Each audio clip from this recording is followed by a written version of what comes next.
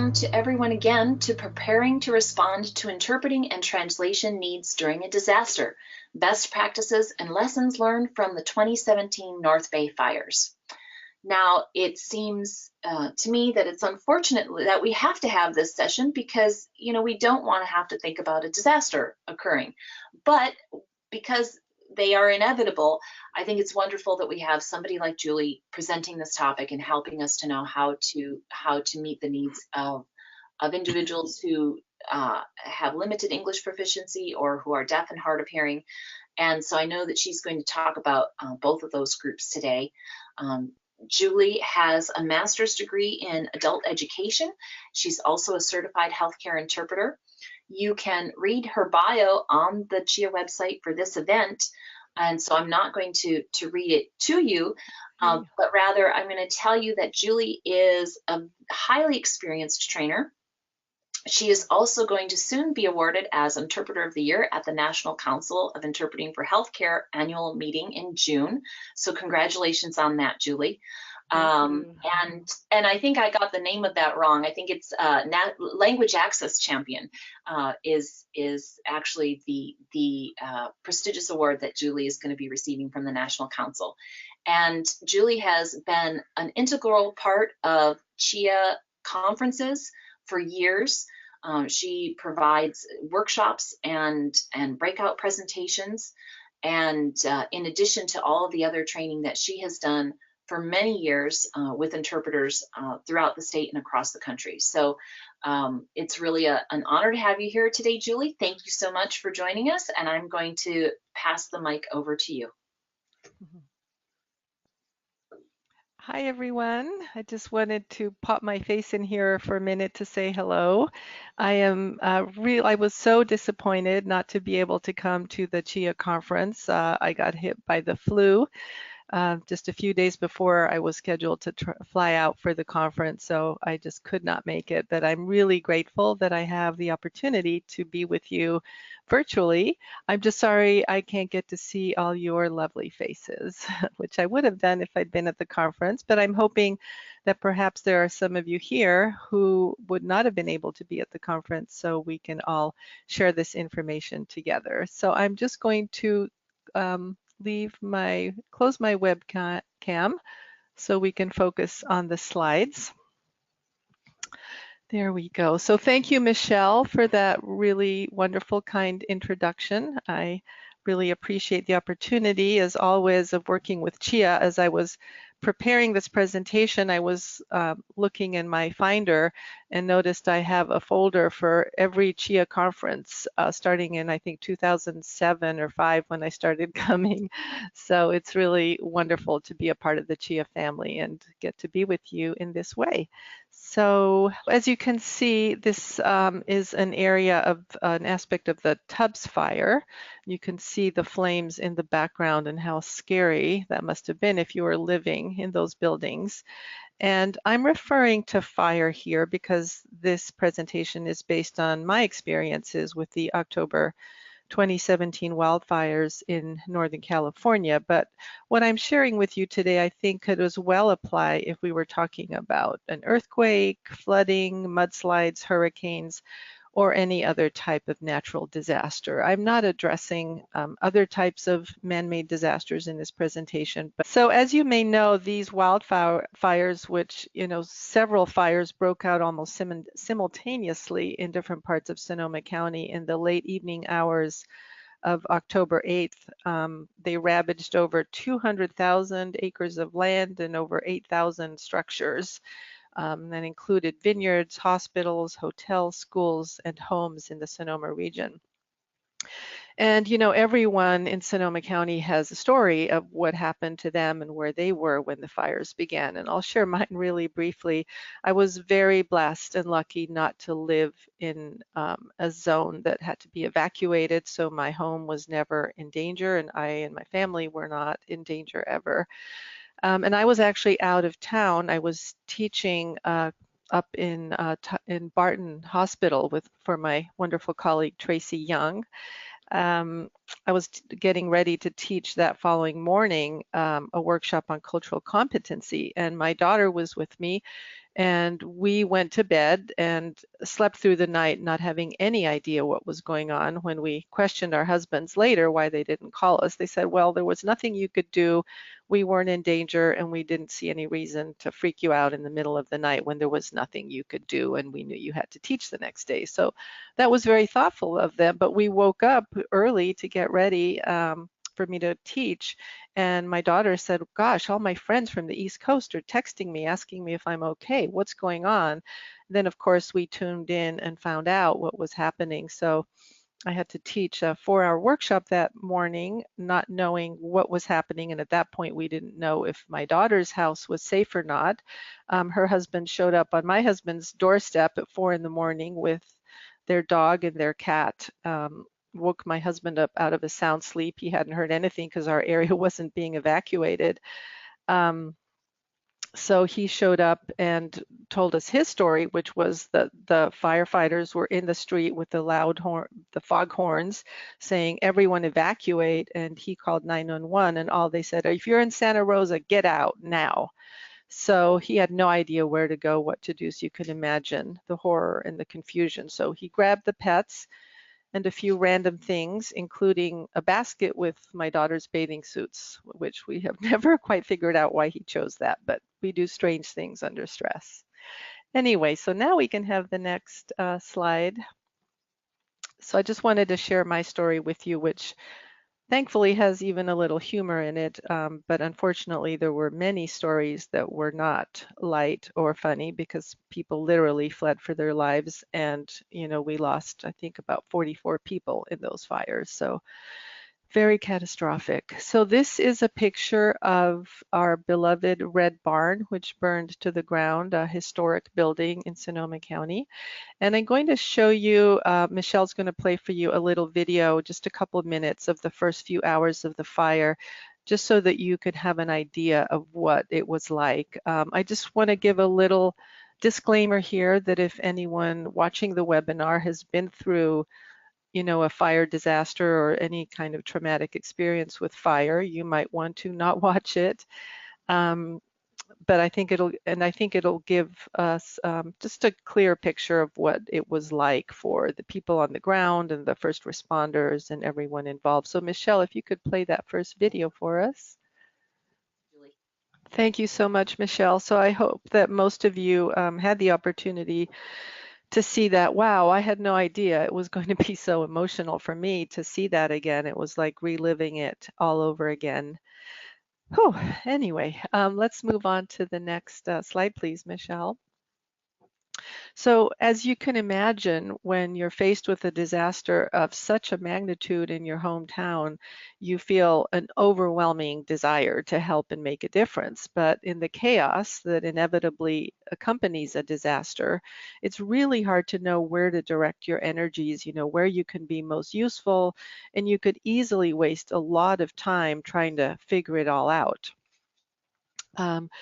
My daughter and myself and her husband were desperately trying to figure out where to go, and we probably lost some time when we could have been more useful if we'd thought it through ahead of time, which obviously you don't really tend to do.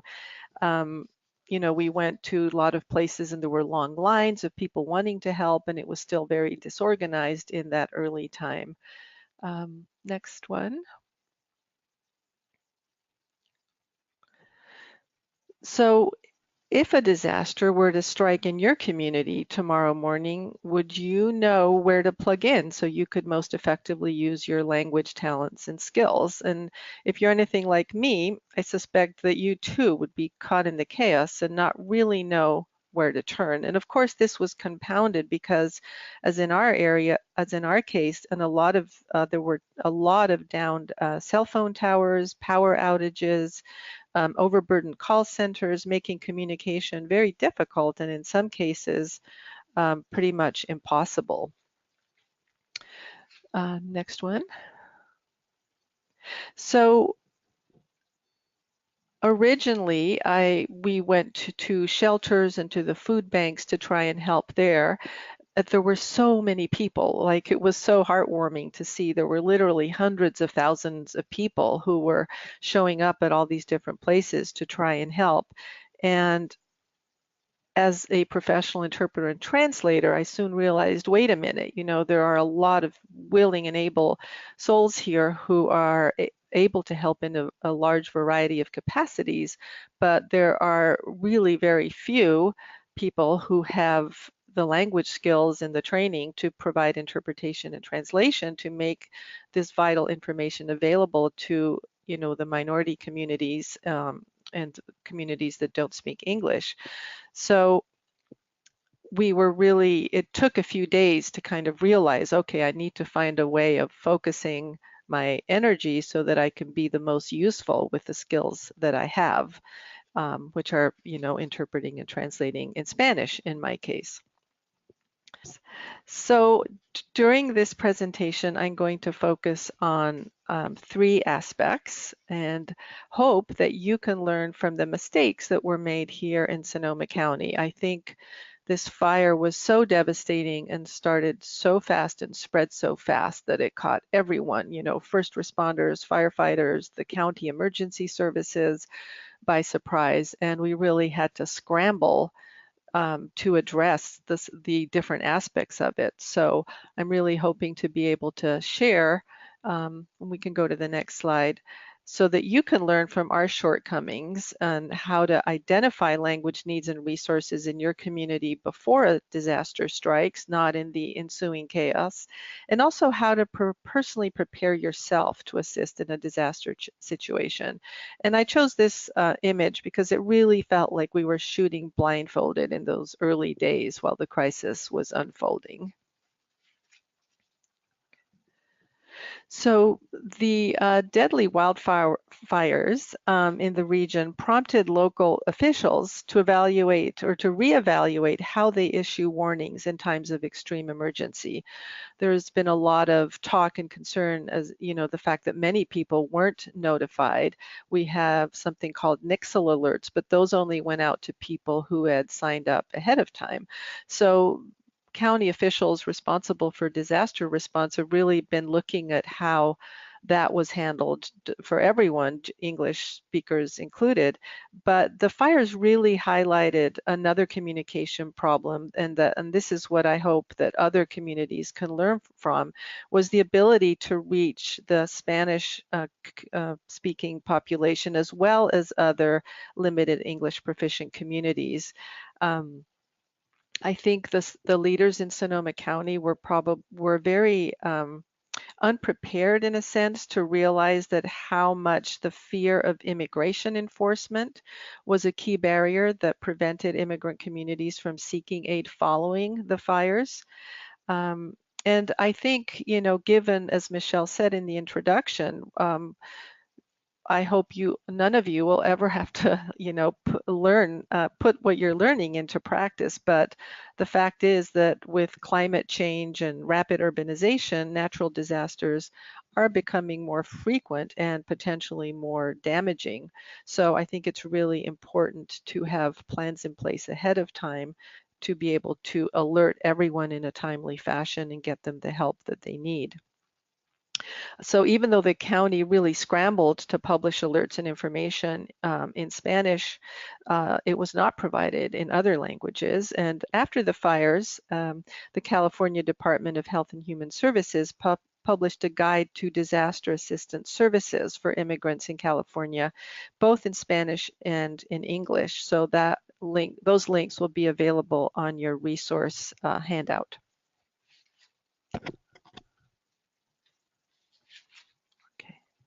So this is a quote from Bernice Espinosa, who's our Deputy Public Defender here in Sonoma County.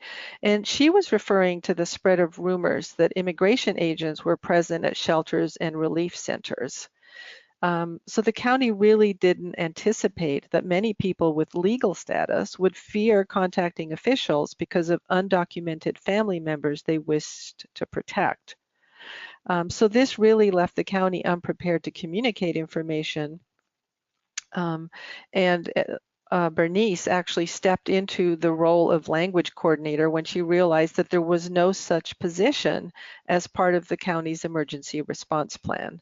She ended up speaking to Spanish language media, translated documents, interpreted at press conferences, and then coordinated bilingual staff and volunteers at the county's emergency activated local assistance center, which is where I came in. I was contacted by her through the Jenny Chamberlain, who is the president of the Hispanic Chamber, who put out a call on Facebook, desperately looking for interpreters and translators. So we used social media to really put together a network of people to step in and help. Bernice also mentioned that she realized that our sizable Eritrean, Cambodian, Laotian communities probably did not receive critical information in their languages.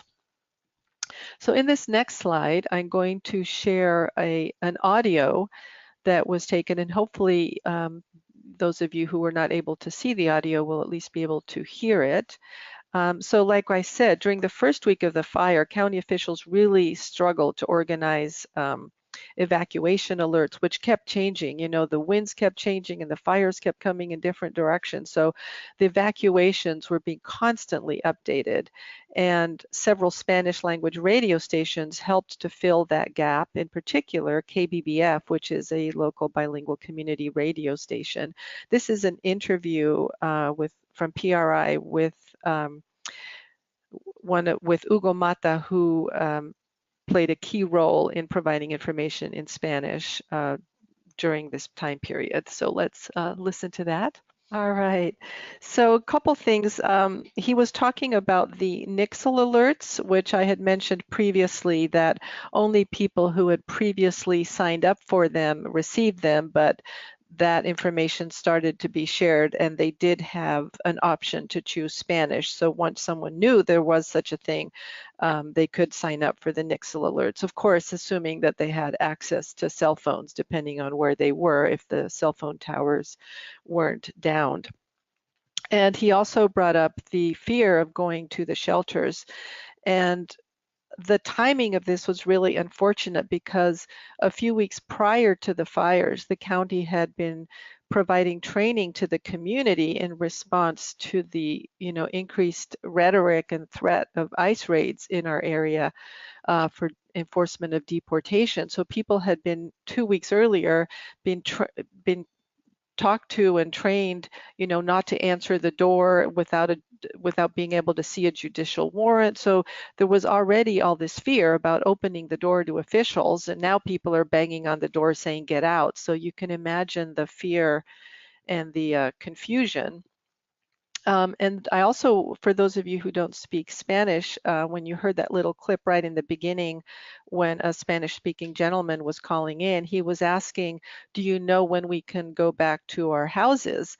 And this was another area where people were afraid to go back to their houses because in the early days, we had police checkpoints checking your ID to make sure, because we had people who were just driving around gawking really and getting in the way of first responders and firefighters.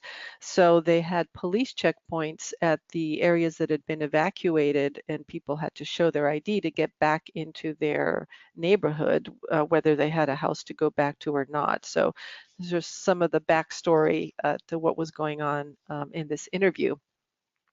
So as we can go to the next slide, Michele. So part of the problem was that we had a lack of really detailed demographic information for our county. Like everyone knows that we have a huge Hispanic Spanish-speaking population, and we have estimates on the number of undocumented, which vary widely from 28,000 to 38,500. And we also know that we have just under 6% Asian communities, but we do not actually have the breakdown of the different languages within those communities. And then we also have, I wanted to talk a little bit about the deaf communities. We have about 500 deaf residents in our area.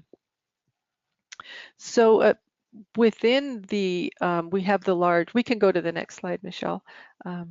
So many of our vineyard and agricultural workers in Sonoma and Napa counties are from Oaxaca, and they don't speak Spanish. They speak Mixteco, Triqui, or Chatino.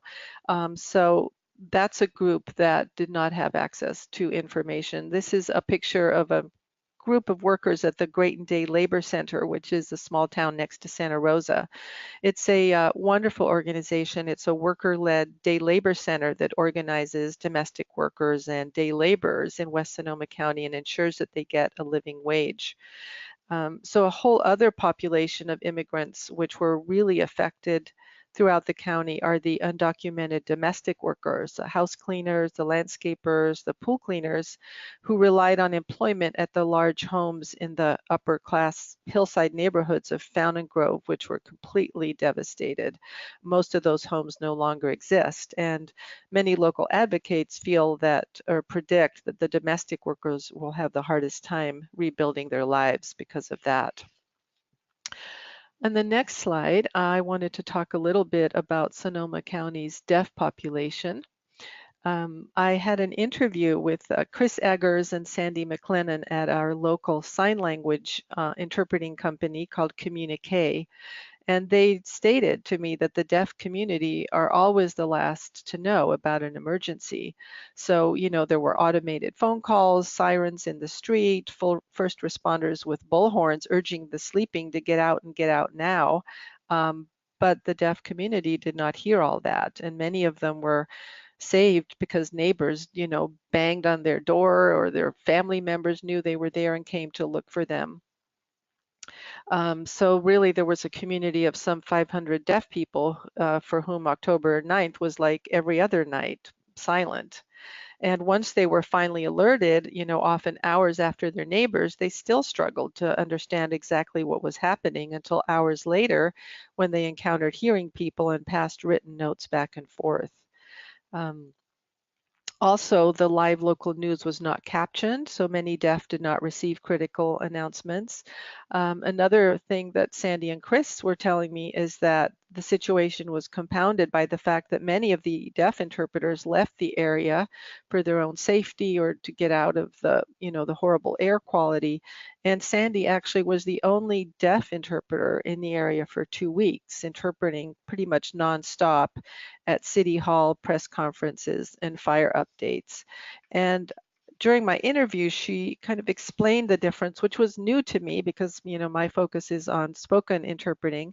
So we're going to watch in the next slide a video that highlights the work that Sandy did and the important distinction, if you wanted to set that up, Michele, between a deaf interpreter and a hearing ASL interpreter that turned out to be very critical in situations like this. Okay, so I hope that you all had a chance to see Sandy in action. One of the things she told me when I was interviewing her for this presentation, and this thankfully was not the case in this video, is that she realized at some of the press conferences that the camera was only focusing on half of her. And when she spoke to the interviewer, was told that that's the way their boss at the television station had requested it, because they were afraid she would upstage the news itself or the presenter. But obviously for a person who's relying on signing, if you're only seeing half the screen, well, that's not going to work. So thankfully Sandy was able to do some advocacy and so that she could be seen on the full screen. So let's advance to the next slides. One more, Michele, thank you. Okay. So like I mentioned earlier, there were widespread rumors going around that immigration agents were present at the shelters and the relief centers. And to compound the problem, 10 days into the fire, and Michele, if you want to go ahead and set the next video up, an ICE press release incorrectly implied that an undocumented immigrant may have kindled the deadly fires and called our county an uncooperative jurisdiction, which prompted our sheriff to publicly denounce the statement as inaccurate and inflammatory. So this is an interview on a show called Democracy Now! With our local De La Cruz, our Chief Deputy County Counsel, addressing this issue. Thank you, Michele. So I was interpreting, and so as you can see, this is the kind of the climate of fear and concern that the immigrant community was dealing with, which made it very difficult for people to feel comfortable even when they were being reassured that they would be safe at the shelters. And when we opened the local assistance centers where FEMA and other organizations were there to provide help, people started taking notice of a clause on the FEMA registration form which states that personal information may be subject to sharing with ICE. And while undocumented adults are not eligible themselves, they can apply on behalf of members of the household who are documented minors. But many chose not to apply, fearing that they may expose themselves to immigration agents in the process, despite, the promises from the county that it would do its best to defend such cases. I was interpreting at one of these centers, at the LAC Center, and I happened to be standing in a group where the main FEMA representative was there, and the Mexican consul, which had come down from San Francisco to assist Mexican citizens, and we were discussing this clause on the form. And even though he was trying to be reassuring that there was no intent of sharing that information, he really couldn't guarantee that the information wouldn't be shared. So that made it very difficult to encourage people to apply for benefits, obviously. Next slide, please. So because of these widespread, next one actually. Because of all these widespread fears of seeking help and shelter, many people fled to the beaches. Many Latinos actually fled to the beaches and slept in their cars rather than in the shelters where they were worried that government agents would round them up. They also were looking for cleaner air. The air quality was terrible in those first few weeks, and I think from anecdotal experience, many children in Latino families were suffering from asthma because of the bad air quality, probably often exacerbated by living in substandard housing where they're subject to overcrowding and mold, which can compound, respiratory problems. So people were really disconnected, didn't know where to go, weren't receiving the notices, and fled to the beach, which seemed like a safer place. And luckily, our wonderful community really rose to the occasion and provided food and tents and blankets and help for the people who camped out on the beaches. Next slide. Okay. So this is a picture of one of our local assistance centers. And I already talked about, the challenge with people not wanting to apply for the FEMA. So we can go on to the next slide. Thank you.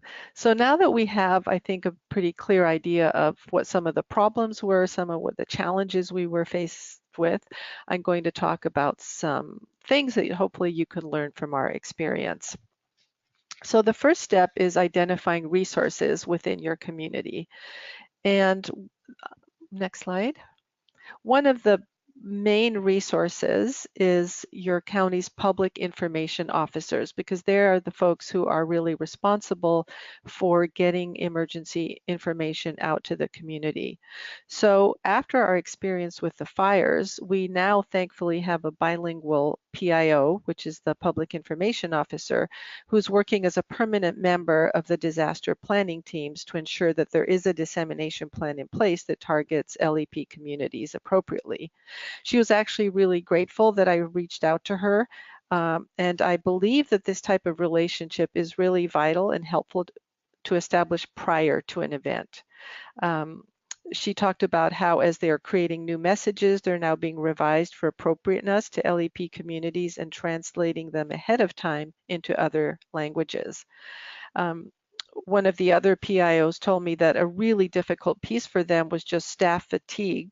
They were understaffed as a lot of the officers left the area when they lost their homes, and they have to work 12-hour shifts, and was talking about the importance of getting support from translators and interpreters for those 12-hour shifts. And again, this is something that I'm really hoping and encouraging all of you to work with ahead of time, because I don't believe there's probably any process in place right now for vetting, for standards, for interpreting and translating, qualifications, certification, training, etc. The other thing that's really important is obviously to identify the language needs in your community, to have really detailed demographic information, which, as I said, we did not have for some of our language groups. It's also really critical, I think, to the next slide, to do outreach and education to LEP communities ahead of time to really build that trust and inform people of the safety and alert mechanisms ahead of time. For example, the Nixle Alerts, which people only learned about after the fire. So it's really important to work with community reps and trusted local nonprofits that work with different LEP communities, and to know the specifics, like how to reach out to them, where do they congregate, what stores, what schools, churches, community centers, so that you can reach people where they naturally would congregate.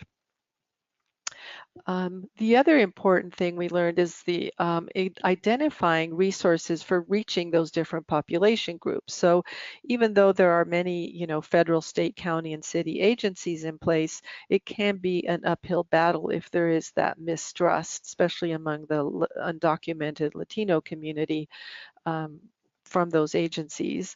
Local chambers can play a critical role. For example, I think I mentioned our Hispanic chamber president, Jenny, reached out through her Facebook contacts to get together groups of volunteers for translation and interpretation.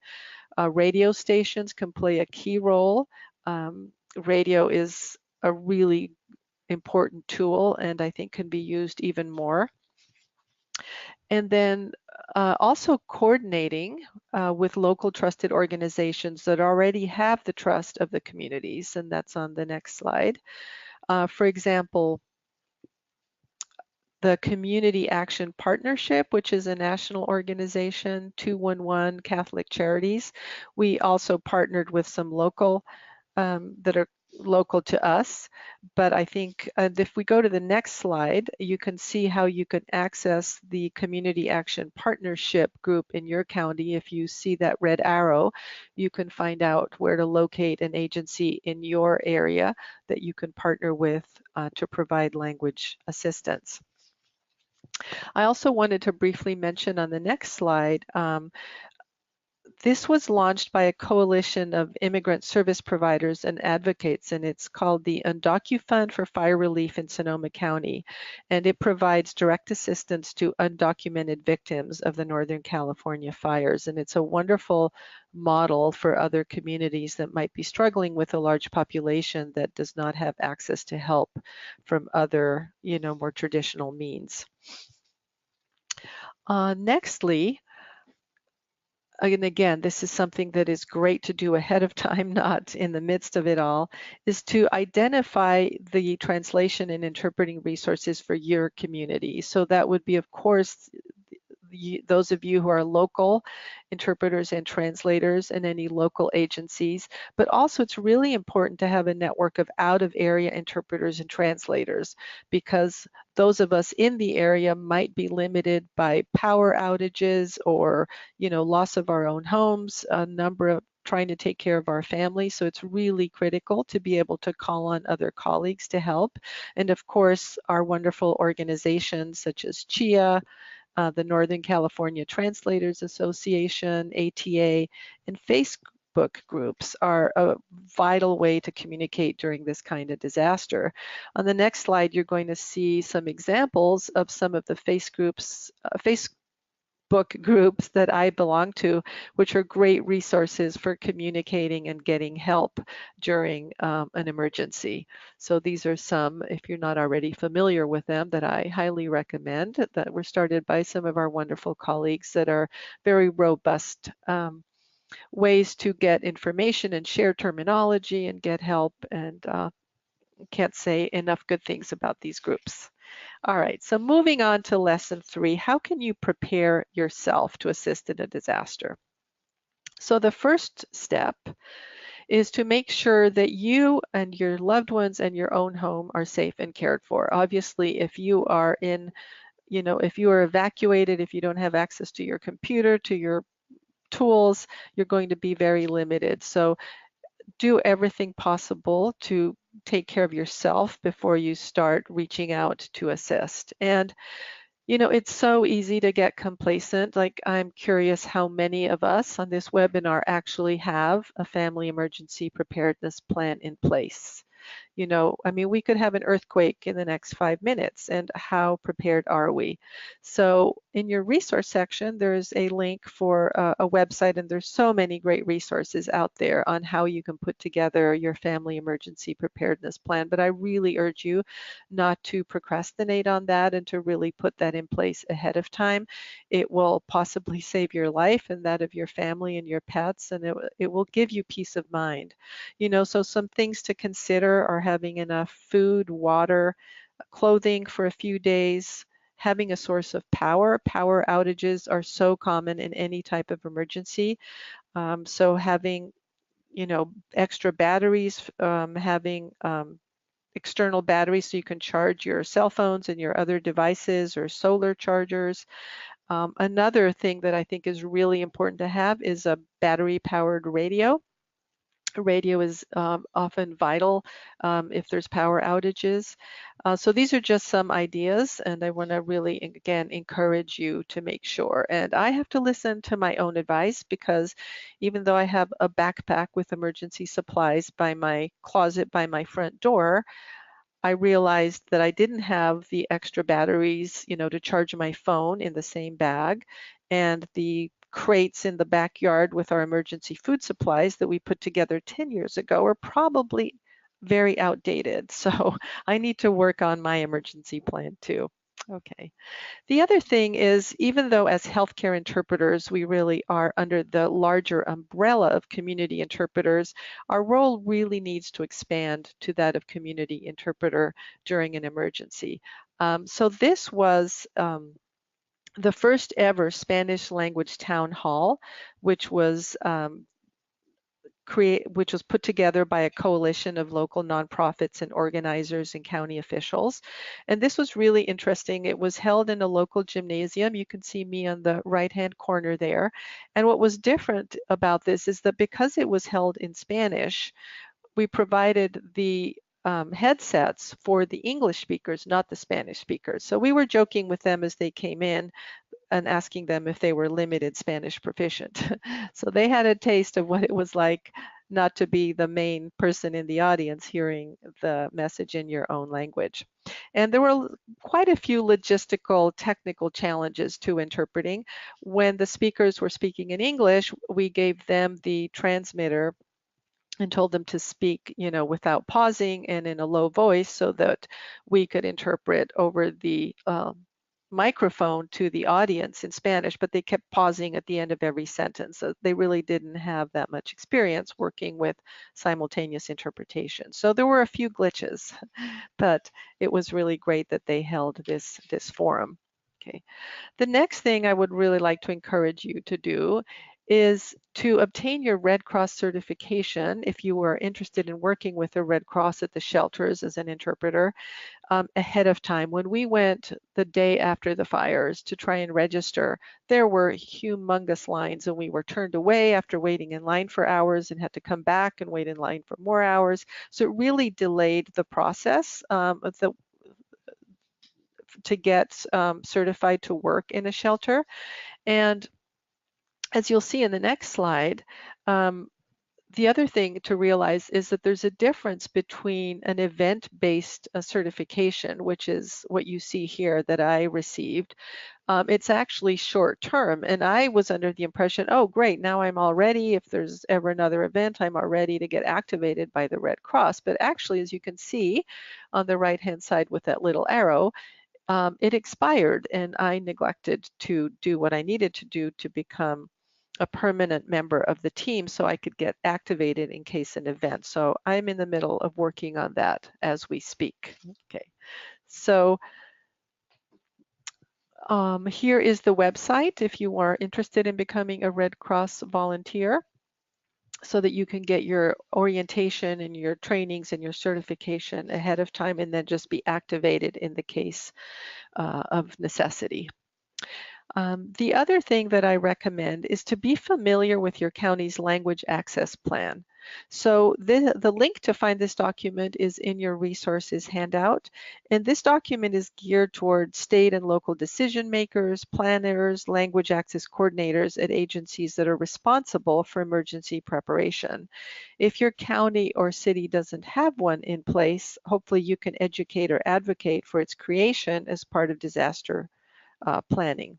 It has some really good information in it, and includes information such as this: how to establish policies and procedures for reaching out to LEP populations during a disaster, how to identify the language groups in your service area, and how to conduct outreach efforts, and to identify best practices before disaster strikes. So our county is now working on a language access plan, which I'm really happy about. Okay.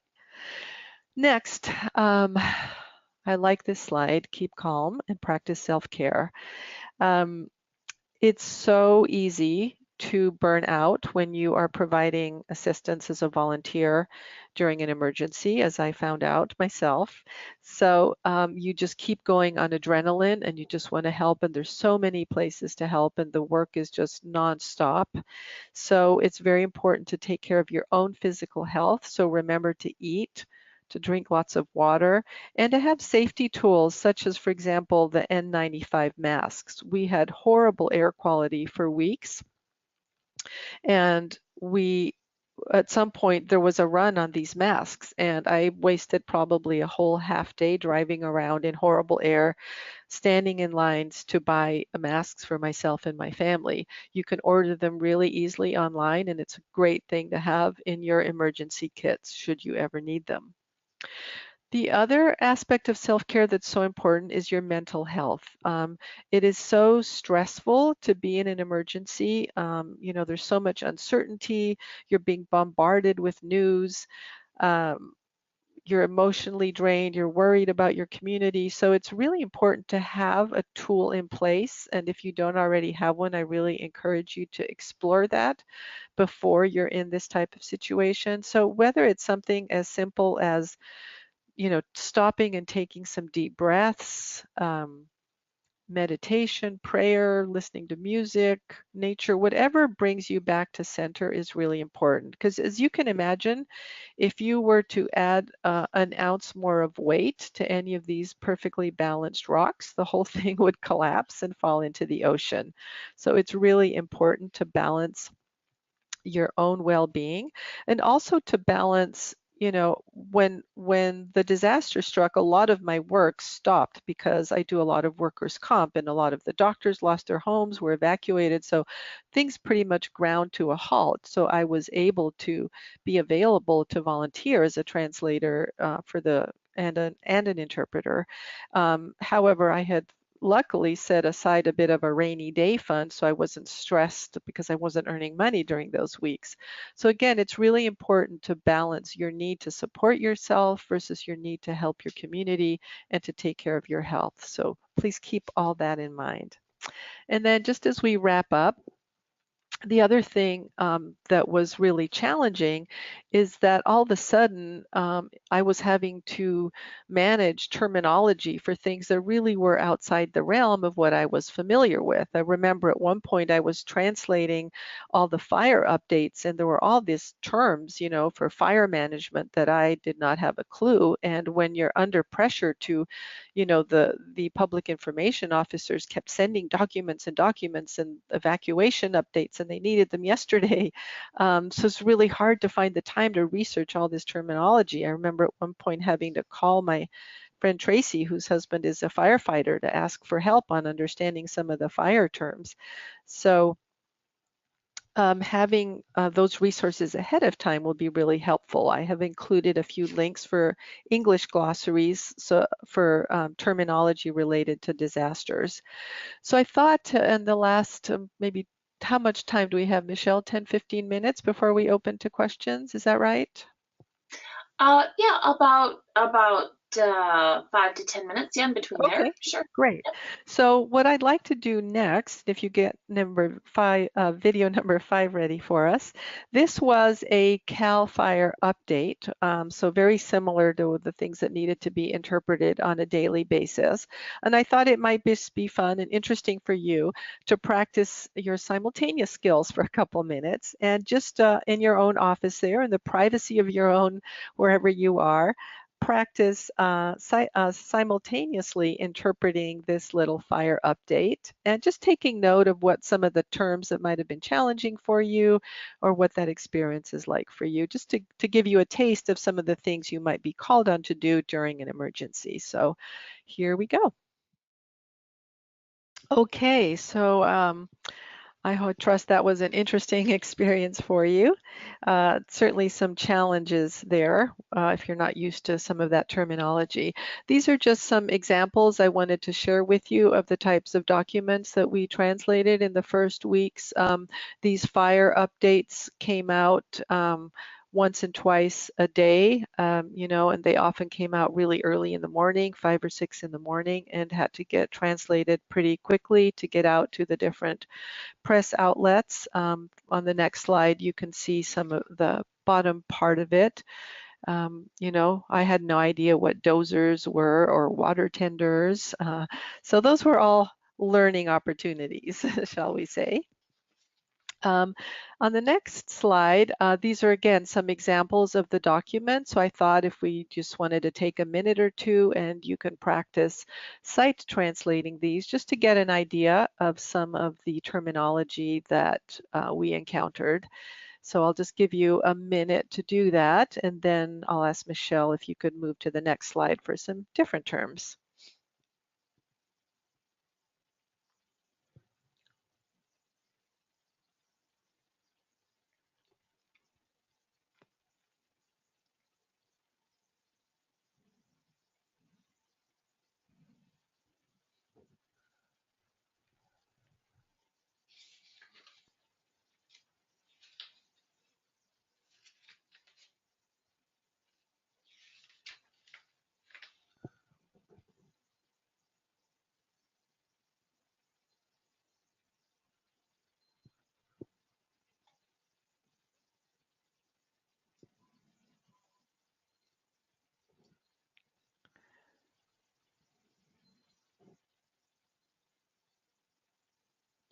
Okay, so here was another topic which I knew nothing about. I didn't really even know what price gouging was. So this was another one of the translations that we worked on.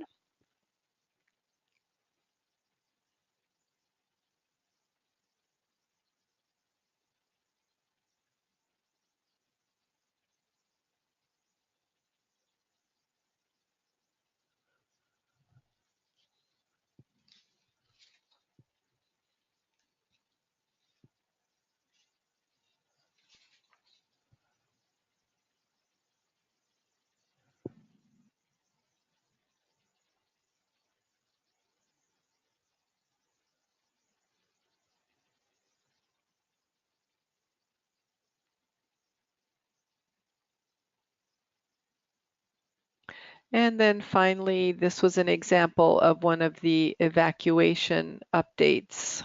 that we were translating with great frequency.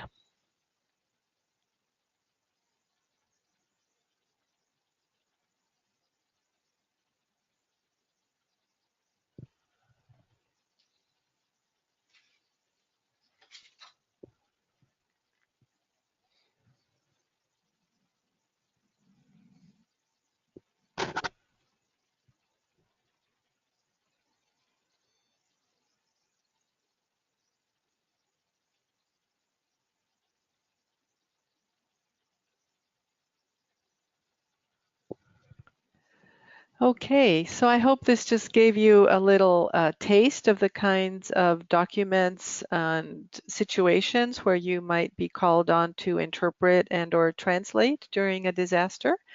So just to wrap up, and then we're going to have time for some questions and answers. The main points, which is first to take care of yourself and your family. Put that in place and put as much in place ahead of time as possible. Don't leave it till you're scrambling in the midst of a disaster. Connect with your local resources ahead of time, those trusted partnerships with community groups and with your local public information officers.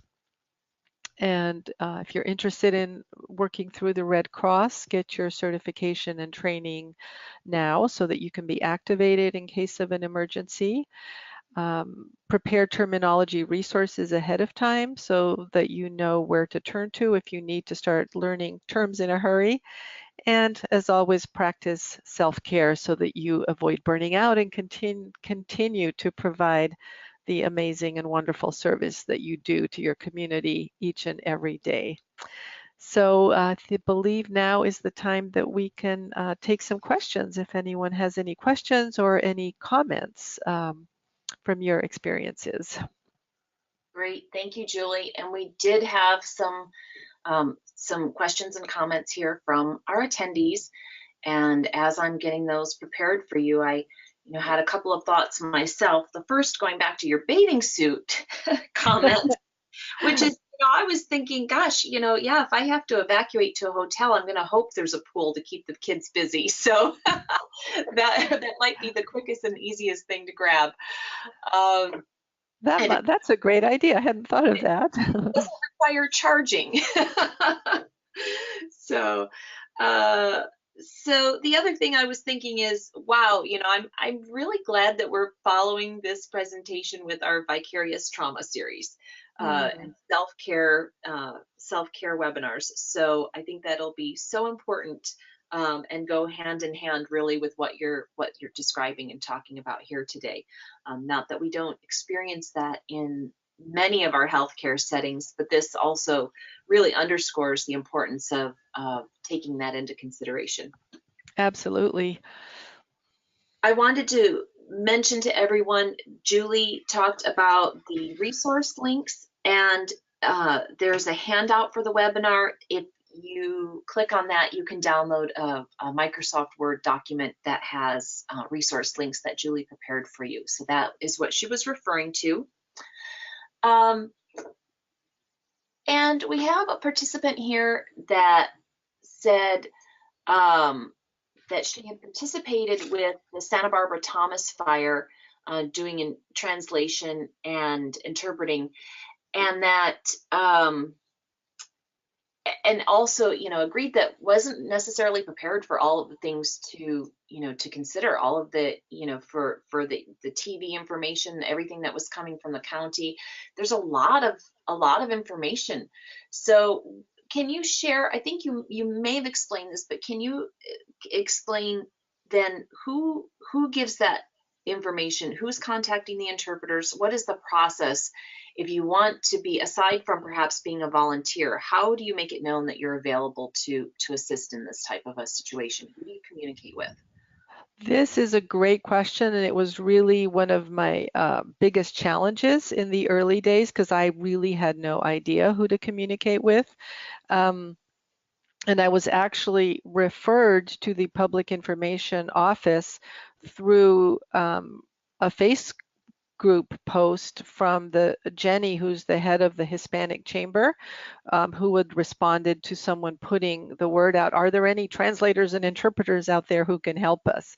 So it really goes to show that, you know, we did not have this in place ahead of time. So I would really encourage you to find the public information officers for your area and reach out to them, because really they are the folks who are responsible for disseminating all this information to the public. So I think that's a great place to start, is to establish those relationships ahead of time. And I found mine through, you know, my local county's website. There's usually a media spokesperson and their contact information. So I emailed that person and then called the main office, and you know, it took a little time because obviously they're, you know, they're very busy folks. So it's great to do that ahead of time. You know, I just happened to plug into it that way, but setting that relationship up ahead of time, and any other, as well as any other organizations that you know work with the communities of the language that you serve. So if you have a nonprofit that you know works with your language group, then they often are going to be on the ground providing that kind of assistance. So really setting that up ahead of time. And ideally, I mean, what I would like to set up for here for Sonoma County and Santa Rosa is a coalition or a group of us who are ready to step in, and that, you know, we have all of each other's contact information. One of my challenges is I was working pretty much solo for the first few days, and I didn't even have time to think about, oh, who else could I reach out to help? I was just like being inundated, you know, with all these translations that were so urgent.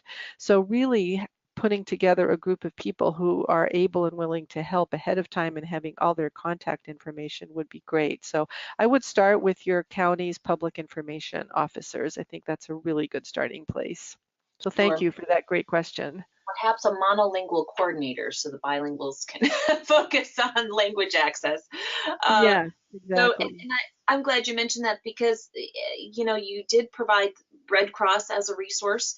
And of course, there are a lot of other organizations. I know that Islamic Relief, for example, is a national organization that dispatches volunteers according to their level of training to various disasters, and faith-based organizations in your local community. There's a lot of different ways to sign on, I think, in advance. And I think those volunteer trainings are really important. The volunteer trainings and the disaster preparedness trainings in particular, all of those are very helpful in preparing to be a volunteer. So with that, we had a question about what is the best way to volunteer from afar. For example, you know, if you want to host a family, or if you know, want to be able to try, let's say you know, there's a disaster in Florida and I'm in California, is there a way for me to provide terminology assistance? How can we do that? Absolutely. You know, that would have been so helpful if we'd thought about it ahead of time, to have someone in another state who could just be working on terminology assistance, so we wouldn't be, you know, trying to scramble so much. So I don't know, maybe we set up, I'm just thinking out loud here, you know, um, a Facebook group for people who want to help out throughout the country in disaster situations, where we list our skills and our availability, and then we could have like a central place where people could go to ask for help and send help. That's a great idea. I love that. Maybe one of us could take that on and get that set up. And this is the wonderful thing about associations and all of the social media, is that we can come together and create this hive mind and figure something out. So on that note, we have a question about if you have an estimate of how many healthcare interpreters were able to assist the Red Cross and other nonprofits or government entities versus perhaps helping out in their own hospitals and clinics. And I think that's an important point too, because we're talking about this need to have language access for the disaster itself, but then what about the hospitals? Obviously, people had smoke inhalation, they had probably other sorts of injuries. The interpreters are needed there too. So how, and as you mentioned, you've got now interpreters who are displaced. What was the response? How many people were involved, and were people helping out in different places? Yeah, that's a really good point. Unfortunately, we don't, or I don't have data on that. But for example, one of our main hospitals, Sutter Hospital, was right in the path of the fire and was evacuated.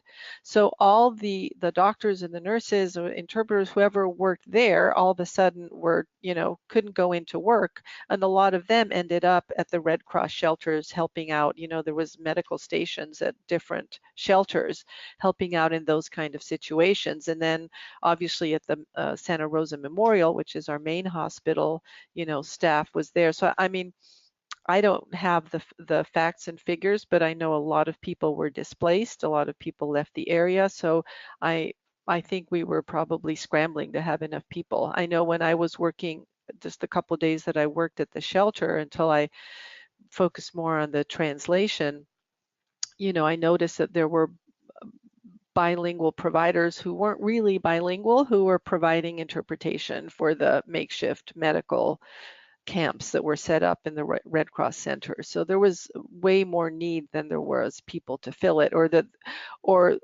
or there wasn't really the mechanisms in place for the people who were able to help to know where to plug in. So again, that's why the importance of trying to figure this out ahead of time. So, as you mentioned, it's important to try to figure out the terminology is one area in which we can prepare ahead of time. Are there any resources that you found, any terminology resources that are available already? I found the ones that are on the resource handout are glossaries in English, which explain the meaning of the terms, which makes it easier to find the translations. Um, I still do not have like a comprehensive list of all the Spanish ones because I was in such a panic when I was actually doing it that, I was just jumping from website to website trying to find the information. I used websites like Lingui and Proz and Reverso. Those were all really helpful. But I can certainly do some more research because it's something I need to do for myself also, if I can find any that are specific for, I don't remember finding any specific ones um, for different languages, but I didn't really have time to research all that. So I think that's something, again, a task that maybe if we start this, national group of interpreters and translators to help in a disaster, it could be one of the tasks that we could set ourselves is to set up a drive, a database of all this type of terminology in different languages. I think that would be really useful. And I think if anybody finds something like that, please feel free to share it with CHIA, and we can make that available on our Facebook page. So now, of course, as interpreters, when we get trained in our core programs, we are drilled about the roles of an interpreter and how to maintain our professionalism and keeping with ethics. But one of our participants says Red Cross doesn't distinguish between a general volunteer and an interpreter. So, for example, if you get activated just as a volunteer, you may be intending to be helping out with language access, but now they're asking you to move beds or distribute food or whatever it may be, which is not in that interpreter role. How do you deal with this? Well, that's a really good question. Also, this exactly is what happened to me. What I did is I went, in every Red Cross shelter, there is a person in charge. Um, and I went to that person and I explained, that I had this skill. And they said, oh, yeah, we need you over in the medical thing. Or, oh, yeah, we need you over here with this family. So I really had to advocate for myself for that role once I got in there because the need was obvious. But you're right that they don't often distinguish between that. So I had to advocate for myself to make use of my language skills in that situation, and that seemed to work.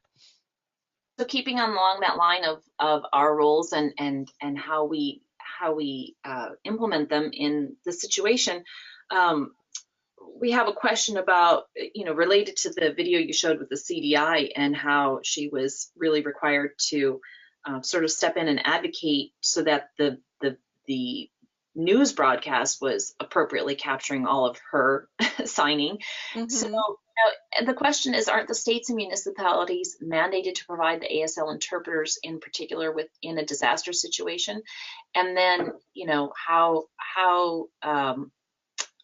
if you could expand, I think, a little on that communication aspect as well. I think she apparently knew who to contact, but do you have other thoughts on that? For the news broadcasts, is that what you're referring to specifically? I think probably in part with the news broadcast, but in part as well, just as far as providing language access, I think is the broader question as well. For the deaf community specifically? I believe that is what our Okay. attendee is referring to. What Chris and Sandy told me when I interviewed them is that they actually sought help from an advocacy group, and an advocate from their community, from outside the area, actually came in and advocated for the presence of the ASL interpreters in different situations. They actually had to bring someone in to provide that advocacy. So, if you read that document in terms of the language access plan, all of this language assistance is mandated with Title VI, just like it is in many other areas. But as we know, it often isn't actually enforced. So you often need advocacy and education in order for that to actually be put in place.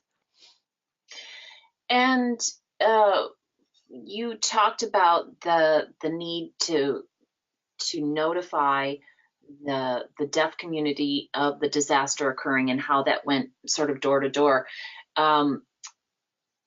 With the language community, is it possible for reverse 911 to be sent that can be available in different languages, or how is there any type of a messaging system available that can be created in the various languages? And before you answer that question, I'm just going to note to everybody that we are at 11:30 a.m. I understand if you do need to leave the webinar at this time, you are welcome to do so. You will not be penalized at all as far as your certificate goes. And just to let you know, we'll wrap up right after this. Go ahead, Julie. Thank you, Michele. I know that our county, for example, is really looking into the whole notification system because there were deficiencies even reaching the English-speaking population. So that is actually being worked on. I don't know what they have come up with yet. I know that, for example, the Nixle Alerts, which are local for us, are available in Spanish, but whether they've developed them for use in other languages as well, I don't know.